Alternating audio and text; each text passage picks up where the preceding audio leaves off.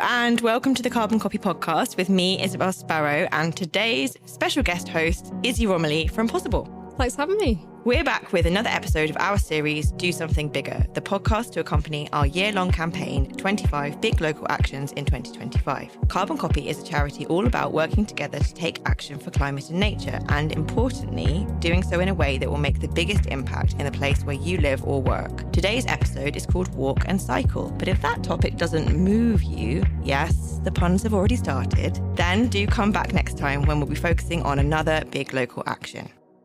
Izzy, lovely to have you here. Please, can you tell us a little bit about Possible and the work you're doing around active transport? Sure. So we're Possible. We're a climate action charity, and our vision is a zero carbon Britain that's built by and for everyone. And our work really focuses on the things that communities and households and individuals will need to do to help the UK get to net zero, but also focusing on the structural and the policy environment that's going to make those things easier and more affordable for people. So that's things like energy efficiency, taking the train instead of the plane, getting things repaired instead of buying new, and of course, walking and cycling. And we have a really big focus on positivity and fairness and solutions. So when it comes to transport is the biggest and the most stubborn chunk of the UK's emissions at the moment. And we really need to see really steep reductions in transport emissions to get us to net zero.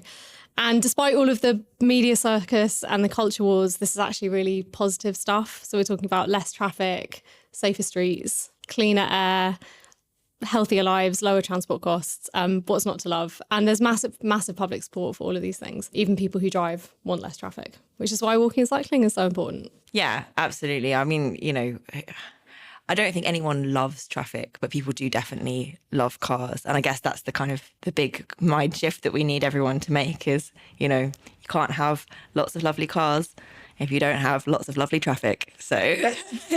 Yeah, definitely. I just want to share some stats about walking and cycling to give our listeners a sense of how important this action is. First up, how much money do you think the NHS could save if we doubled the number of cycling journeys in the UK? I don't know, but I think it's going to be quite a lot. Definitely millions a year. Well, it is millions, but it's more than that. It's actually £8 billion over 20 years. Wow.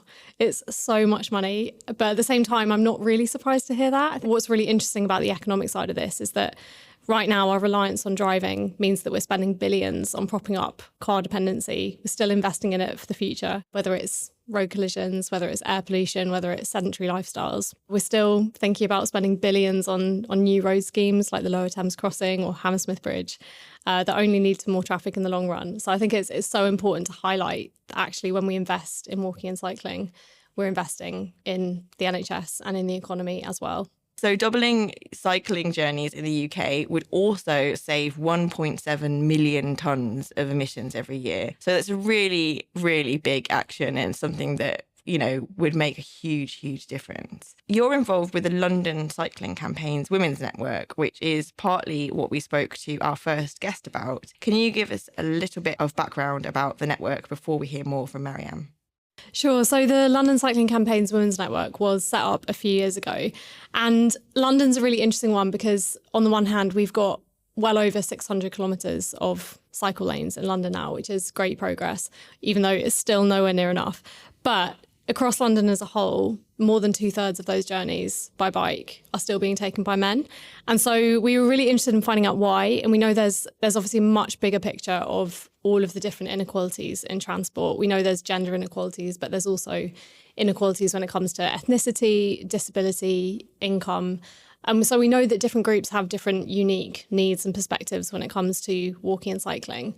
And the Women's Network was set up to help give women a platform to connect and to amplify some of those issues that women face. So here's Mariam talking about her role within the London Cycling Campaign and why she wanted to get involved.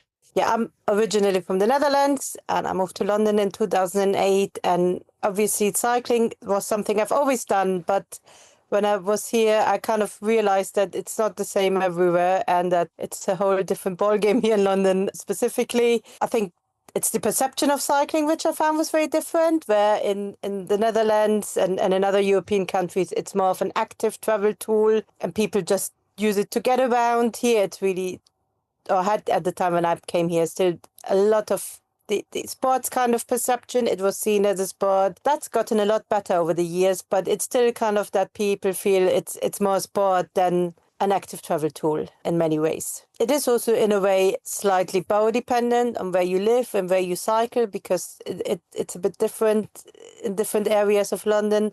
But yeah, generally it's a safety thing. And I think that's where we really need to work on. And it's a lot infrastructure related as well, because a lot of infrastructure is really, I wouldn't say geared towards men, but geared towards commuting into the city, where women often do a lot of different kinds of journeys, like bringing their children to school or, doing the groceries. They often tend to work more local as well, and just do different types of journeys where the infrastructure we have is not necessarily useful.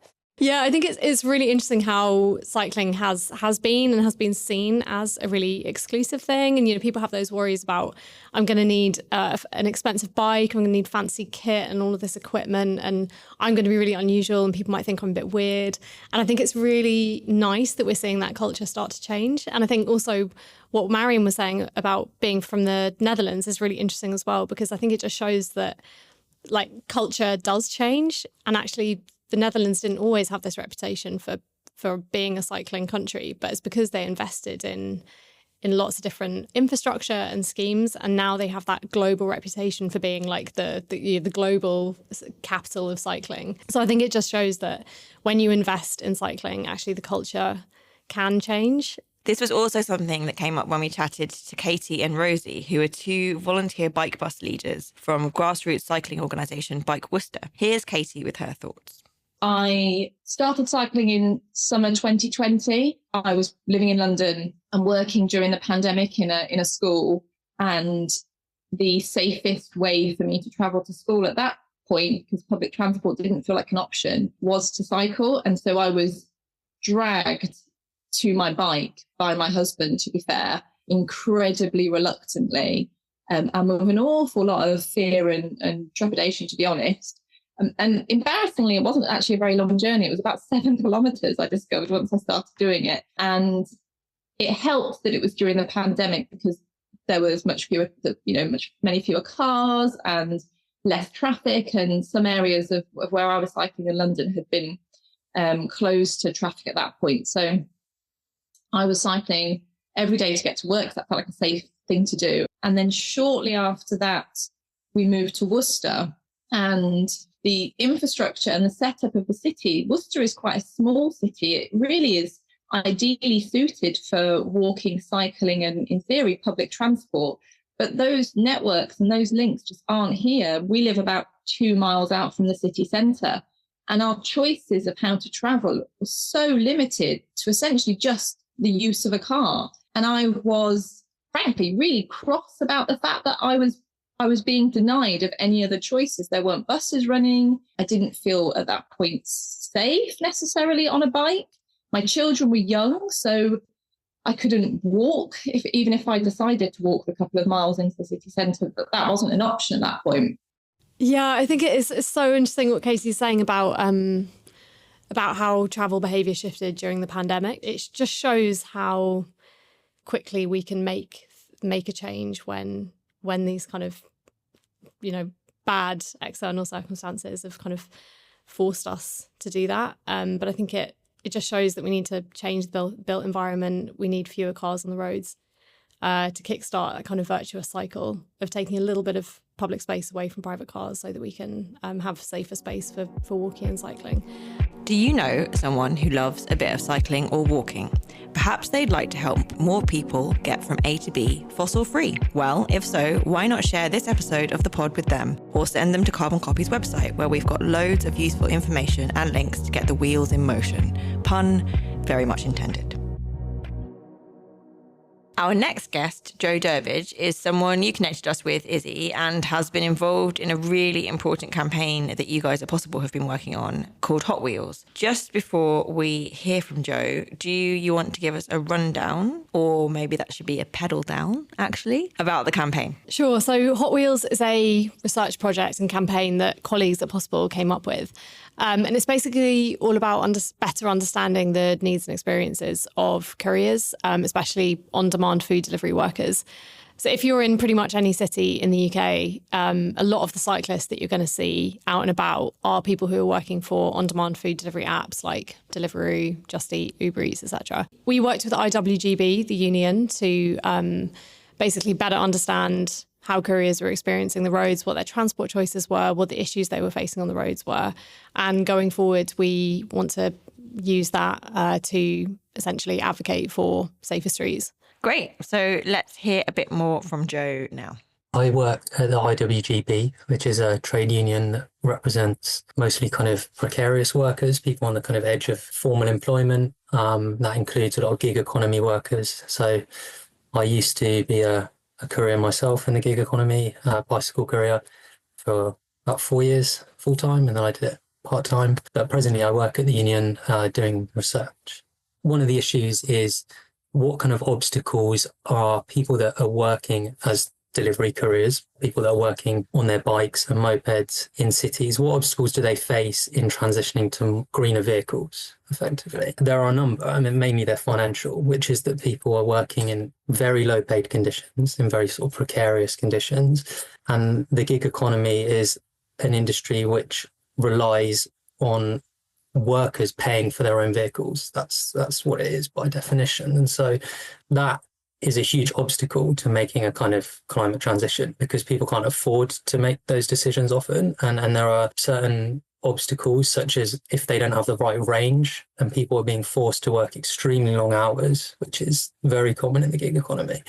They're unable to make decisions that we might, collectively and socially want to make. And so it was kind of a report that sort of took on board those problems and kind of thought about some solutions that we might want to move towards. Presently, the biggest problem is that the apps have been able to get away with building a monopoly in our cities, whatever markets they work in, and basically just taking rent from transactions that happen on their apps and not really investing in infrastructure at all. That's kind of the main basis for the gig economy, really, is just to pass on costs to workers. And I think that's the critical thing that needs to be challenged. And I think a much broader group of people than those of us organising in the space can recognise that's something that's having an effect on us all, because it's reducing the ability for us to transition into more electric vehicles, for instance, whatever it may be. It's really, really frustrating hearing Joe talking about this and hearing about how these huge multinational companies are operating. And the thing that really, I guess, is shocking but not that surprising is that, big companies, actually companies of all sizes, legally need to be thinking about how they're reducing their emissions, how they're reporting on their emissions, how they're addressing climate issues. Most companies now have policies around that, have a plan around that. And yet these huge companies that are employing or not employing these gig workers kind of seem to be avoiding any responsibility because of the way they operate, and everything gets passed on to their workers. Do you have any sort of thoughts about how that is even allowed to happen? Yeah, I think that model of basically having lots and lots of flexible freelance contractors means that you're kind of pushing away a lot of that responsibility around how your business model is really working. You're outsourcing a lot of those costs and those risks. And the level of, I think, security and support that people will get in return is less than what they would have if they were employees. And these companies don't want to have employees. Some of them have fought legal battles on that. And I think there's lots and lots of problems associated with that. And just one of them is the fact that, like Joe was saying, wages are really low. And actually for these food delivery apps, if you think about the emissions associated with their deliveries that they're essentially organising, one of the biggest ways that they could clean up their operations and cut their contributions to air pollution is by enabling a transition from fossil fueled vehicles to electric mobility wherever they can. So that means opening up affordable, accessible ways for people to transition from, let's say it's a petrol or a diesel motorbike, to a safe and legal e-bike. But for a lot of people individually, and this is what some people told us during the research, it's just not feasible right now. And partly that's because of the very long hours that some people are working to make a decent wage. It means you can't really do that on a bike. And then it's also the cost. If you don't have the capital to invest in a legal e-bike, which can set you back thousands, then you're kind of stuck. There's this twin problem of low wages and also not providing the finance for the green transition. There are examples of how companies can start addressing that as well. So in New York, there's actually a trade-in scheme that we heard about recently where people can trade in a vehicle and get a legal e-bike, which is great. So there's those kinds of, I think, initiatives are, just starting to pop up. And we'd love to see something like that in the UK as well. I think we should probably talk about what people can actually do locally, either to build their own confidence in choosing active travel, so choosing walking or choosing cycling, or even better, to boost the numbers of other people in their community making that choice. So as well as her work with the London Cycling Campaign, Mariam also runs an amazing organisation called JoyRiders. Here she is explaining what it's all about.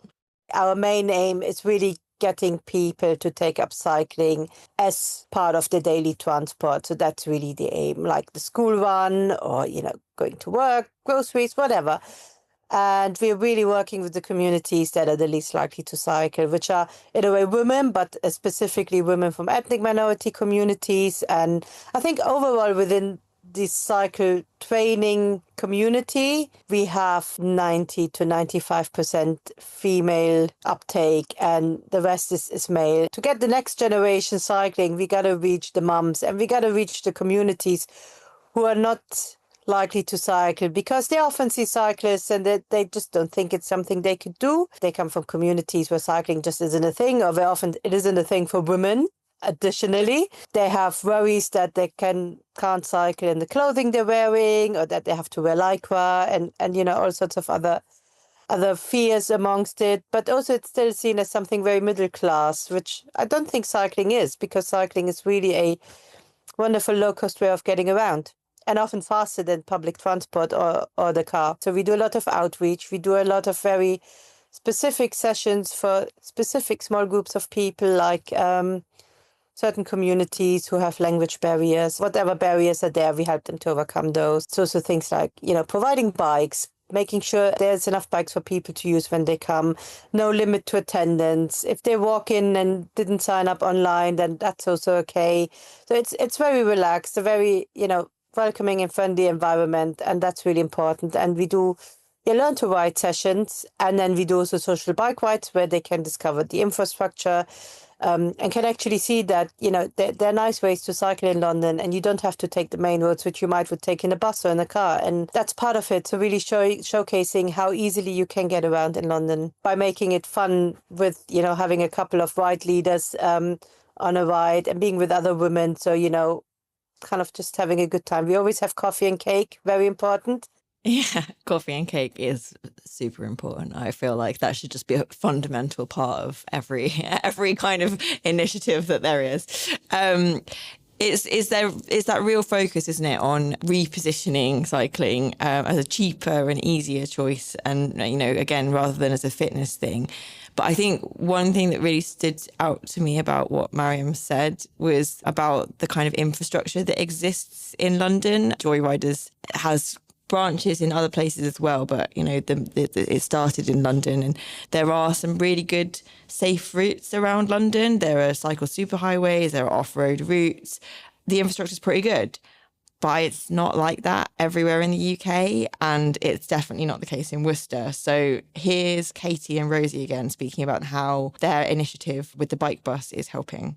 How we do it, and I think how lots of other people do it, is you choose a day of the week and you're just doing that every week. You're doing the same routes. People know it's there. And we started just with my 3 children, but there are like buses in Worcester that are much, much bigger, that have like several routes that join together and they all end up at school together.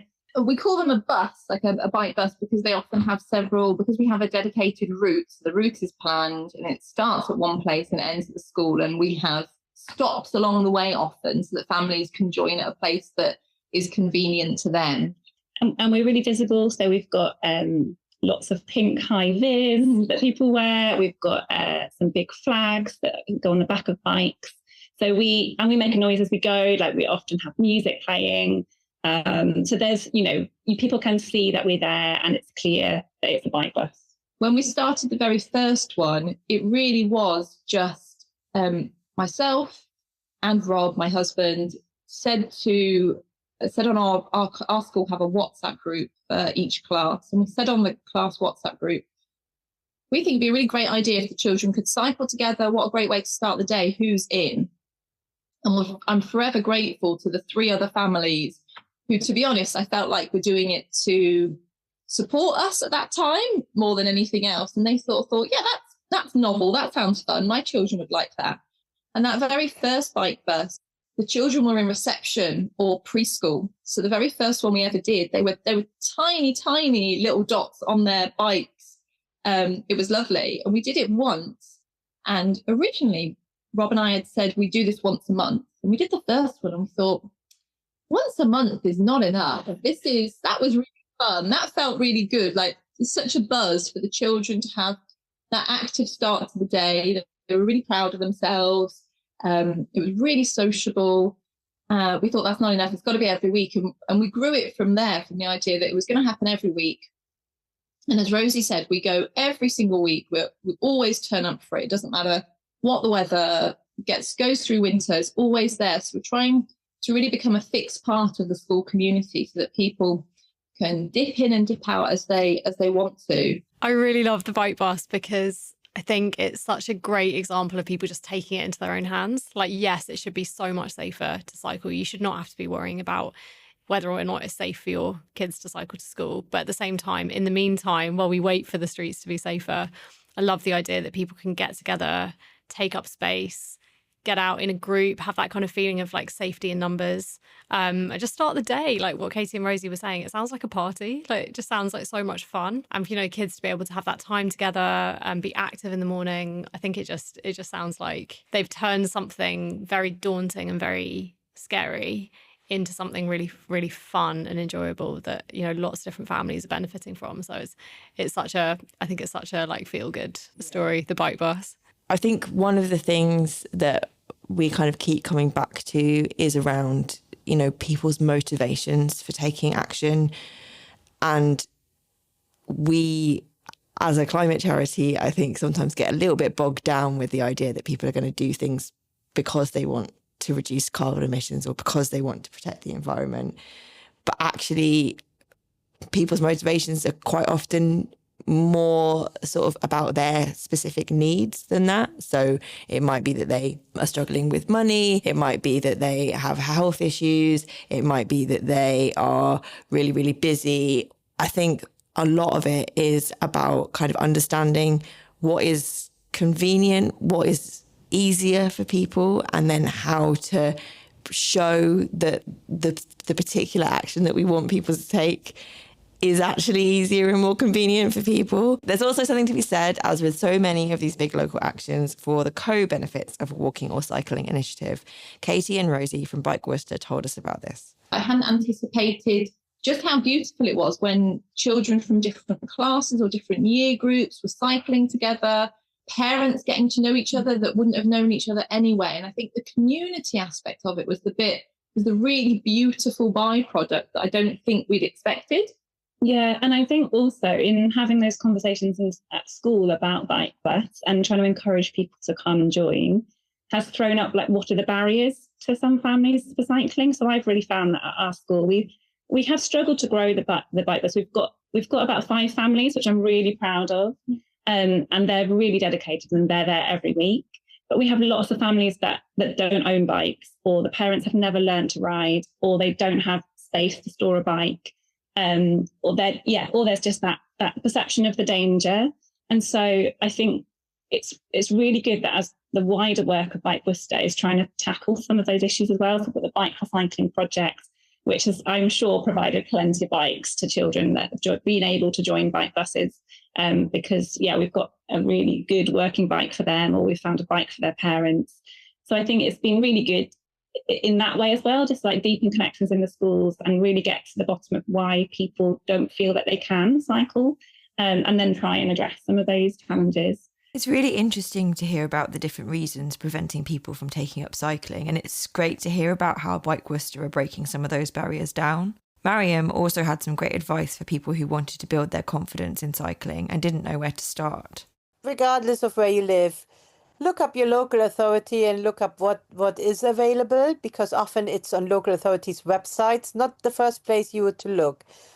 But there is usually someone within the council who is in charge of, it's called active travel officer or something like that. They should actually know if there's already something in the area or can support with setting up something. And if you're not confident enough to start cycling on your own, again, look up your local authority, because many in and out of London, they offer free cycle training for residents. And I think that's a really great offer. So it's well worth looking that up. And it's very little known about. We all know about bikeability in schools, which is a great scheme. But there's also cycle training for adults available. And again, and if you can already cycle, it's not just for people who can't cycle. It's also for people who maybe want to start commuting, helping them to find a safe route to work, or with route planning, cycling the route with them once or so. So there's loads available, and it's really, I think the active travel officer in most locations is probably the best way to start if you don't know about any other organizations. There's so many different campaigns and organisations who are working on this at a local level, at a national level, both on the kind of building confidence and building community and enabling people to use the infrastructure that is there, but also campaigning for that infrastructure to be much safer, more inclusive, more widespread, etc. So if you're curious about walking or cycling, definitely have a look what's out there, like what's near you. And if you can't find an organisation or even just like a local community initiative that is right for you, then maybe you could start one. There are some fantastic organisations out there, including those we've been chatting to in this episode, that can provide support. Let's have a listen to Katie and Rosie about where they would advise people to start. I just would encourage people, if there isn't a bike bus near you, then get in touch. If you want any advice, there are loads of other communities out there that are running bike buses. There probably will be one that's not too far from you. And it's just, for me, it was just having that conversation with Katie at the beginning. Like, what is a bike bus? How do you get them started? That helped me. So I think just reach out, have a conversation with someone, and don't let anyone put you off. And we have a motto. The motto is, I'll give you the edit-friendly version, which is just get stuff done. Like, if you see something and you want it to happen, just go out there and do it. You can seek forgiveness, not permission, when it comes to those sorts of things. Because if you see something that you think needs to be being done, like, get out there and start doing it. And that's really very much the whole Bike Worcester philosophy, is that we see things that we think need changing. So what can we do to try and agitate that and try and navigate those things and make it possible? So there you have it. Just get stuff done. To finish this episode, we're going to summarise what we've learned.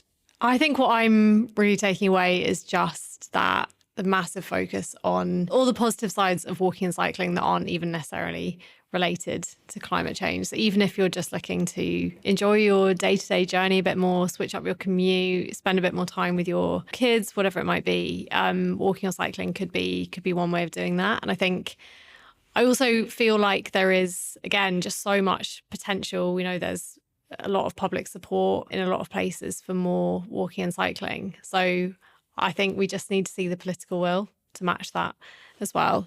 Yeah, definitely. I think there's a lot of potential. And I think also, I guess I've learned a bit more about some of the barriers as well, or maybe just thought about some of the barriers a bit harder, and learned about some of the brilliant initiatives like bike buses and like JoyRiders that are helping to break those barriers down. Yeah, everyone needs to have safe walking and cycling options right from their home. Everyone needs to be able to access a bike or an e-bike if that's what's right for them. There's so much to do. At the moment, it feels like it's just a bit of a postcode lottery. Some places it's really good. In some places it is almost unthinkable that you could get on a bike or walk to your local shops or whatever. But we do have the solutions, and there is so much to gain, whether it's in the economy, in the NHS, in terms of like well-being. So yeah, we just need to get on with it. Get stuff done. Get stuff done. As usual, if you'd like any more information about anything we've talked about, or to get in touch with Carbon Copy with feedback, or suggestions, please check out the show notes for all the links you need. Izzy, thank you so much for your time today. It's been great having you here and hearing about the work that Possible is doing around sustainable transport. Thanks so much. It's been great to chat about my favourite topic. Thanks for having me. You've been listening to Do Something Bigger from the Carbon Copy podcast. Today's episode was written by me, Isabelle Sparrow, and presented by me and Izzy Romilly from Possible. Our producer and editor is Bradley Ingham. Thanks so much to our guests, Mariam Draaijer from JoyRiders and the London Cycling Campaign, Katie Collier and Rosie Venner from Bike Worcester, and Joe Durbidge from IWGB. Our next episode is called Protect Our Shores. Be sure to subscribe to the pod so you don't miss it. Until then, goodbye.